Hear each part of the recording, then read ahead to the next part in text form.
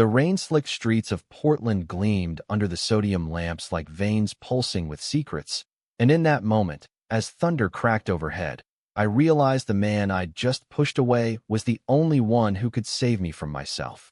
His eyes, dark and fractured like shattered obsidian, held mine not with anger, but with a forgiveness I didn't deserve, and when he whispered my name, Jamie, like it was a prayer instead of a curse, the world tilted, pulling me into a narrative I swore I'd never play the villain in.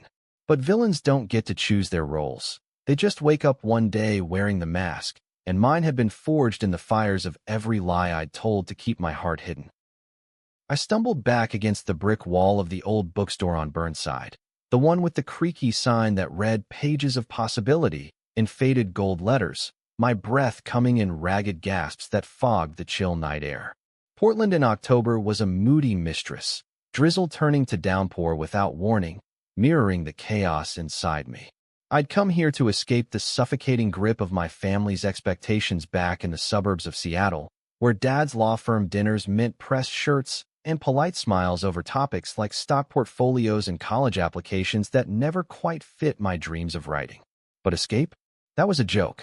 I dragged my baggage across state lines, only to unpack it in a cramped apartment shared with strangers who eyed my sketchbooks and late-night typing sessions with the wariness of people who'd seen too many creative types crash and burn. Riley was the first real connection I'd made since arriving 3 months ago. We'd met at a queer open mic night at this very bookstore, the kind of event where misfits like us gathered under strings of Edison bulbs to spill poetry about loving in the margins. He was up on stage that night, his voice a low rumble like distant thunder, reciting lines about a boy who built walls out of borrowed silences. I remember the way the crowd leaned in, hungry for the raw edges of his words, but it was his hands, long-fingered, scarred from years as a mechanic, that gripped the mic like it was the last tether to solid ground. When he stepped off stage, our eyes met across the room, and something unspoken passed between us. Recognition, the kind that says, I see your ghosts, and mine don't scare me off. That spark ignited fast, too fast maybe. Coffee dates turned into midnight walks along the Willamette River, where we'd talk about everything and nothing. The ache of coming out to families who loved you but didn't understand. The thrill of stolen kisses in shadowed alleys that tasted like rebellion. Riley was 27 to my 25, with a past etched in faint lines around his eyes. A conservative upbringing in rural Idaho. A brother who disowned him after one too many Bible study arguments. A string of relationships that ended in quiet implosions because trust was a luxury he couldn't afford. Yet with me, he softened. He'd laugh at my dumb impressions of pretentious lit professors, trace lazy patterns on my arm, while we binge-watched old rom-coms on his lumpy couch. And once, under a canopy of cherry blossoms in Washington Park, he pulled me close and murmured, You're the plot twist I didn't see coming, Jamie. But tonight, that plot twist had curdled into conflict. It started with a phone call from my sister, Lena, who'd driven down unannounced because Mom's worried you're spiraling again. Spiraling, her word for the depression that had clawed at me since high school, the one I'd buried under layers of overachievement and forced grins. She cornered me at the apartment, her eyes sharp like Mom's, demanding details on my new friends, her voice dripping with that subtle judgment we'd all learned from Dad. We just want what's best for you, Jamie. Stability, not distractions. When I mentioned Riley, her face tightened, the unspoken word hanging heavy, freak. Not outright. Lena wasn't cruel, just conditioned. But it was enough to plant the seed of doubt, enough to make me question if this fragile thing we were building could withstand the scrutiny. Riley had shown up then, rain-soaked and hopeful, carrying takeout from that Thai place we loved, the one with the spicy basil chicken that made his eyes water in the best way. But Lena's presence turned the air thick, her polite questions veering into interrogations. So, what do you do, Riley? Mechanic? That's hands-on. The subtext screamed, blue collar, unreliable, not one of us. I saw the flicker in Riley's jaw, the way he shrank just a fraction, and panic surged through me like ice water. In that instant, I chose the path of least resistance, deflection. It's nothing serious, I said, forcing a laugh that sounded hollow even to me. Just hanging out. Riley's face fell, a mask cracking, and he set the bag down with deliberate care, murmuring an excuse about a late shift before vanishing into the storm. Now, blocks away, guilt gnawed at me like the relentless rain. I owed him an apology, but more than that, I owed myself the truth. I was terrified. Terrified of loving someone who fit so perfectly into the cracks of my soul. Terrified that admitting it would shatter the fragile peace I'd clawed from my family's expectations. Pushing him away felt like self-preservation, but it tasted like poison. The bookstore door chimed as I pushed inside, shaking water from my jacket like a dog. The space was a haven of worn wood shelves and the scent of aged paper, lit by lamps that cast golden pools on Persian rugs. A handful of patrons huddled in armchairs, nursing lattes, but my eyes went straight to the back corner where Riley sat, head bowed over a notebook, his pencil scratching furious lines. He didn't look up as I approached, but his shoulders tensed, a silent acknowledgement. "Riley," I started, voice barely above the patter of rain on the windows. He glanced up then, and God, that sad smile, the one that tugged at the corners of his mouth like it was fighting its own gravity, hit me harder than any thunderclap. It wasn't bitter, it was wounded, laced with a quiet understanding that made my chest ache. "I'm sorry, that wasn't. I didn't mean." He closed the notebook with a soft snap, leaning back in his chair. "You don't have to explain, Jamie. I get it. Family's a bitch, especially when they look at you like you're the punchline to their straight-laced joke." His tone was even, but his eyes betrayed him, storm clouds gathering behind the calm. "No, it's not that. Or it is, but it's more. I'm the one who's scared. Of this." I gestured vaguely between us, heat rising in my cheeks. "Of screwing it up because I'm still figuring out how to be me, without the script they wrote." He studied me for a long moment, the silence stretching taut as a wire. Then, slowly, he reached across the table, his fingers brushing mine, warm, calloused, grounding. "Scripts can be rewritten, you know, but only if the writer stops erasing the good parts." The words landed like grace, unexpected and unearned. I turned my hand over, lacing our fingers, the simple contact sending sparks up my arm. Outside, the rain eased to a mist, and for the first time that night, I breathed easy. But as we sat there, talking in hushed tones about boundaries and baby steps, a shadow loomed in my periphery. Lena, silhouetted in the doorway, her expression a mask of concern that hid something sharper. She'd followed me, and in her eyes, I saw the first fracture of the story we'd all been living. Mine, Riley's, and the one where love was the villain we couldn't outrun. That night blurred into tentative reconciliation. We walked back to my apartment under shared umbrellas, the city lights reflecting off puddles like scattered stars. Lena had left a note. "Call me tomorrow. We need to talk about this," tucked under the doormat, but I shoved it into my pocket, unwilling to let it poison the fragile peace. Riley crashed on the couch, too tired for anything more than a good-night kiss that lingered like a promise, his lips soft and tasting faintly of chamomile tea from the bookstore. Morning came with weak November sun filtering through the blinds, painting stripes across Riley's sleeping form. He looked younger in sleep, the lines of worry smoothed away, his dark hair tousled against the throw pillow I'd knitted last winter, a lumpy thing born of insomnia and YouTube tutorials. I watched him for a moment, heart swelling with a tenderness that scared me as much as it thrilled. This was real, wasn't it? Not some fleeting Portland fling, but the kind of connection that could root deep if I let it. But reality intruded with my phone buzzing. Lena again, this time a voicemail laced with tears. "Jamie, I saw you last night. With him. Mom and Dad. They're coming down this weekend. We have to figure this out before it blows up." My stomach nodded. The family visit had been planned for Thanksgiving, but this early? It felt like an intervention, the kind where love came wrapped in ultimatums. I slipped into the kitchen, brewing coffee to drown out the anxiety. Riley stirred as the aroma filled the air, padding and barefoot, his flannel shirt rumpled. "Rough night?" he asked, pouring a mug and sliding it to me with that easy grace that made my knees weak. "Worse morning," I admitted, replaying the voicemail. He listened without interrupting, his face a study in quiet solidarity, then pulled me into a hug that smelled of motor oil and fresh soap. "Hey," he murmured against my hair. You've got this. And you've got me if you want. The offer hung there, simple and profound. For the first time, I didn't pull away. Instead, I nodded into his shoulder, letting the warmth seep into the cold places doubt had carved. We spent the day like that, lazy, unscripted. Brunch at a queer-owned cafe in the Pearl District, where the walls were papered with zines on intersectional feminism and the pancakes came with rainbow sprinkles. Then a stroll through Powell's City of Books, the world's largest independent bookstore, where we lost hours in aisles dedicated to queer lit. Audre Lorde, James Baldwin, Alison Bechdel.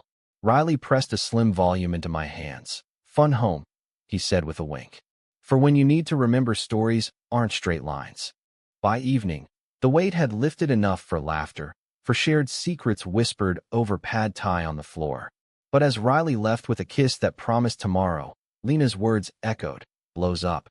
I couldn't shake the feeling that our story was veering toward conflict, the kind where misunderstandings bred like weeds in untended gardens.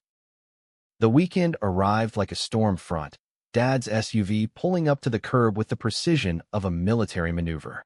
Mom fussed over the cooler of homemade lasagna, her smile brittle as spun sugar, while Dad clapped me on the back too hard, his grip saying more than words.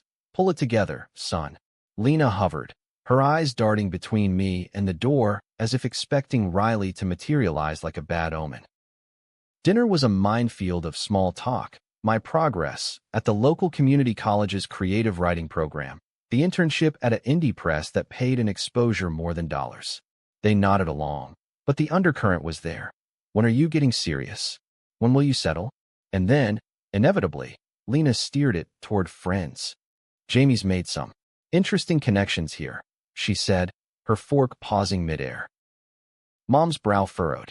Oh, like that nice girl from your poetry group? The one with the red hair. My throat tightened.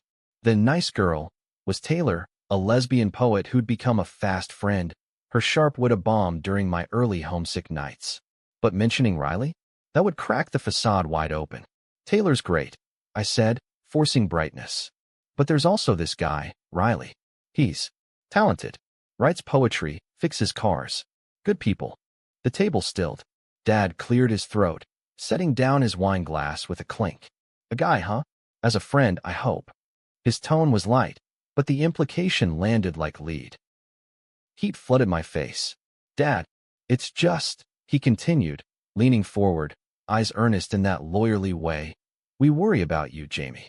This city's full of temptations, distractions from what matters. Building a life, a family, not chasing whims. Whims. The words sliced deep, reducing Riley, us, to a footnote in their vision of normalcy. Mom reached for my hand, her touch clammy. We love you, sweetheart. We just want you happy, stable. Lena shot me an apologetic glance, but it did nothing to stem the tide rising in my chest. Anger, grief, the raw ache of being seen as broken. I excused myself, fleeing to the balcony overlooking the street, where hipsters pedaled by on fixed-gear bikes and the distant hum of traffic drowned out my ragged breaths. Footsteps followed. Dad, of course.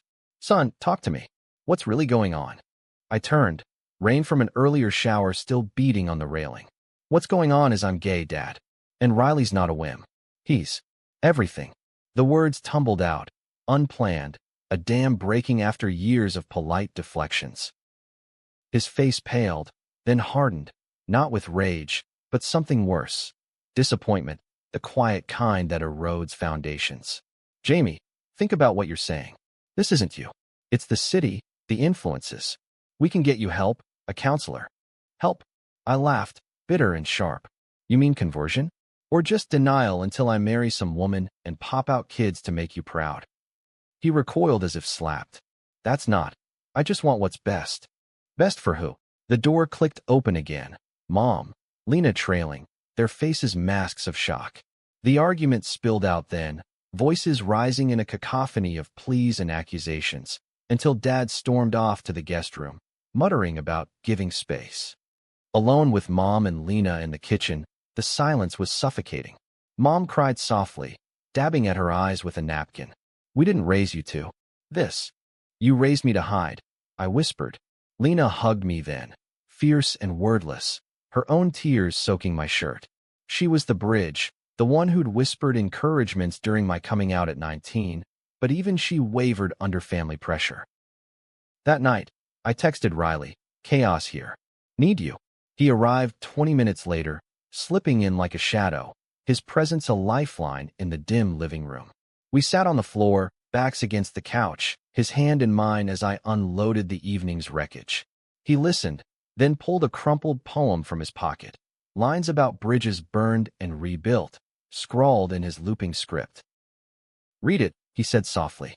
His voice wove the words into something healing, a reminder that stories could pivot, that villains could become heroes if they dared to rewrite their arcs. But as he left at dawn, kissing my forehead with that sad smile that undid me, I didn't know the real storm was just brewing. Unbeknownst to me, Lena had snapped a photo during our balcony confrontation, me, red-faced and defiant, and sent it to her boyfriend, Mark, a concerned friend from back home who'd always had a chip on his shoulder about the gay agenda. Mark, in turn, forwarded it to a group chat of old high school buddies, twisting the narrative. Jamie's gone off the deep end in Portland, dragging some grease monkey into family drama. By Monday, the whispers had spread like digital wildfire, reaching ears I never imagined. The fallout hit midweek, disguised as concern but reeking of sabotage. It started with an email from my creative writing professor, Dr. Ellis, a no-nonsense queer woman in her 50s with a tattoo of Virginia Woolf on her forearm, flagging a rumor about personal turmoil affecting my work. Then calls from old friends back in Seattle, their voices laced with pity. "Heard you're in a rough spot, man. Need to talk." By Thursday, Riley pulled me aside after his shift at the garage, his face grim under the fluorescence. "Someone posted about us online. Twisted shit. Says you're unstable, that I'm some predator taking advantage." My blood ran cold. The post was on a local Reddit thread, anonymous but damning. Screenshots of Lena's photo, captions spinning me as the reckless villain in my own downfall, Riley as the enabler. Prejudices I'd thought buried in small-town relics were alive here, amplified by keyboards and echo chambers. It's Mark, I realized, piecing it together. Lena's boyfriend, with his microaggressions masked as jokes, his discomfort around anything that challenged his worldview. Rage boiled over. I confronted Lena that evening at her hotel, the lobby's faux fireplace casting flickering shadows. "Why'd you send that photo?" "To Mark, of all people." She flushed, defensive. "I was worried. You were yelling at Dad. I thought it might help explain. He said he'd reach out to your friends, get support." "Support?" I hissed, keeping my voice low for the concierge's sake. He turned it into a circus. Now everyone's looking at Riley like he's the bad guy. Her eyes widened, guilt cracking her composure. "I didn't know he'd." "Jamie, I'm sorry. I just want us to be okay. The family.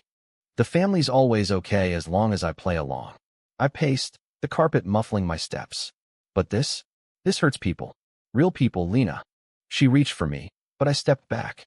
The rift between us gaped, a chasm born of good intentions and blind spots. She left in tears, promising to talk to Mark, but apologies couldn't erase the damage. Riley took it harder than he let on.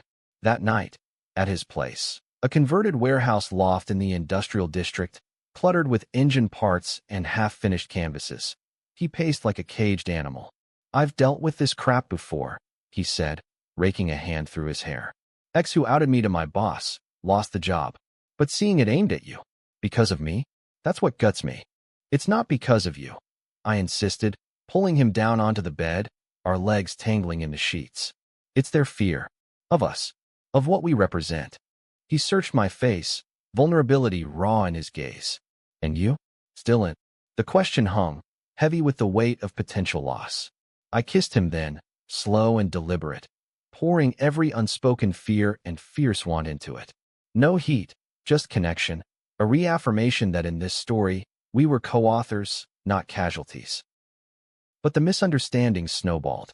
At school, classmates whispered in the halls, their glances pitying or prurient. Dr. Ellis pulled me into her office, not for judgment, but guidance. "Use it, Jamie.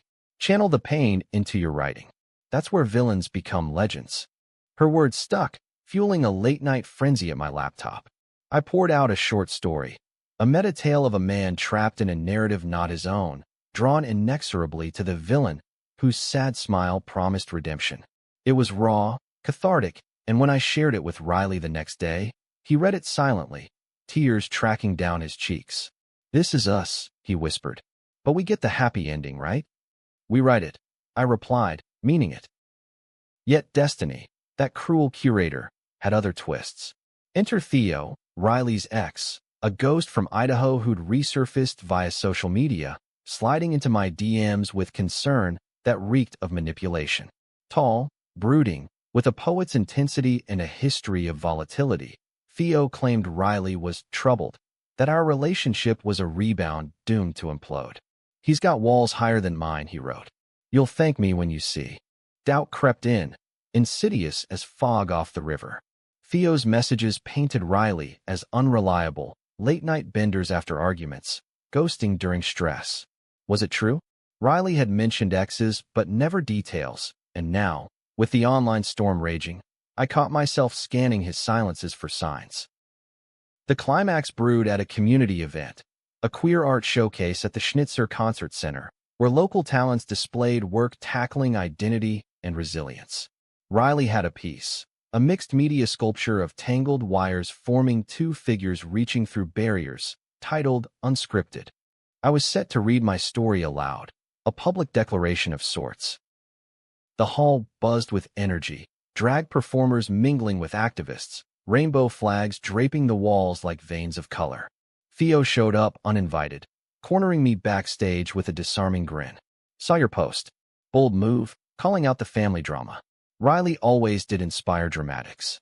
Irritation flared. "What do you want, Theo?" "Just looking out." "He's spiraling again. Saw him at a bar last week, hammered. Thought you should know." The seed planted, I scanned the crowd for Riley, spotting him chatting with gallery owners, his laugh easy.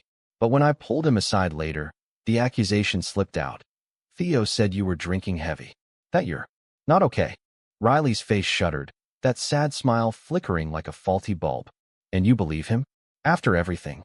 "I don't know what to believe anymore," I admitted, voice cracking. "The rumors, the photo, it's all blurring." He stepped back, hurt etching deep lines. "Maybe you never did. Maybe I'm just the villain in your redemption arc." The words landed like a gut punch.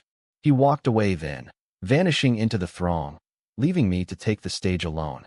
My reading faltered, voice thick with unshed tears, the audience's applause polite but distant.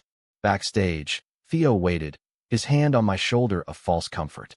"Told you, he's good at running." But as the night wore on, clarity pierced the haze. Theo's concern was control, a bid to reclaim what he'd lost. I bolted from the venue, hailing a rideshare to Riley's loft, pounding on the door until he opened it, eyes red-rimmed. "Go," he said, but I pushed past, words tumbling. "Theo's the ghost, not you. I was scared of losing you to their stories, to mine. But you're not the villain. You're the one who sees me." He deflated, pulling me inside, our embrace fierce against the chill. "I was at that bar, yeah? Drowning the noise. But not because of us, because the world's always trying to rewrite me out." We talked till dawn, unraveling threads of past wounds. His brother's rejection, Theo's manipulations that left scars deeper than skin. Friendship woven too, calls to mutual allies like Taylor, who rallied with fierce texts, "Screw the noise. You're the heroes here." Even Lena reached out, confessing she'd dumped Mark after his role surfaced, vowing to bridge the family gap on my terms. Weeks blurred into healing. Portland's winter wrapped us in gray coziness. Hot cocoa runs, bundled walks where Riley's hand in mine defied the cold. My stories circulated online, drawing messages of solidarity that drowned out the trolls. Dad called, voice gruff, "Read your piece." Made me think. Doors open when you're ready. Not perfect, but progress. A chapter closed, another begun. Yet the true high tide came in spring, under blooming dogwoods in Laurelhurst Park. Riley knelt, not with a ring but a notebook, pages filled with our story, co-written in margins. "No destinies we can't escape together," he said, that sad smile blooming full. I kissed him, tasting forever. In the narrative not mine, we'd claimed the pen. And villains? They just needed the right light to become the light. The community group at the local center dove deeper. Circle shares where we unpacked biases, mine included. I'd internalized the family's script so thoroughly that Riley's vulnerability terrified me, a mirror to my own fragility. One session, a non-binary elder named Kai shared their story of 80s AIDS crisis losses, reminding us, love's the ultimate act of defiance. It fueled my resolve, turning whispers into roars of advocacy. Meanwhile, Lena's atonement took shape in awkward coffee meetups, her apologies laced with questions. How do I unlearn this crap?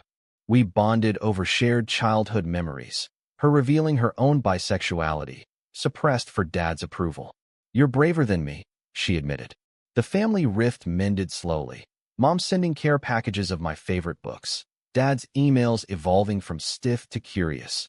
That poem you mentioned, send it along. But tension simmered with Theo's shadow. His DMs persisted, gaslighting. Riley's hiding more than you think. Doubt gnawed, leading to a blowout where I accused Riley of withholding. Trust is earned, not demanded, he shot back, storming out. Days of radio silence followed, my world gray without him. Taylor intervened, dragging me to the riverfront for a pep talk. Fight for the story, not the fear. I showed up at his garage, oil-streaked and humbled, and we rebuilt from the ruins, layer by layer. Spring's promise bloomed, but not without thorns. A protest against local anti-LGBTQ+ legislation where we linked arms, chanting for rights. Riley's sculpture sold, funding a trip to Seattle for a queer-lit festival. There, under city lights, we danced, awkward, joyful, to indie bands, his sad smile my North Star.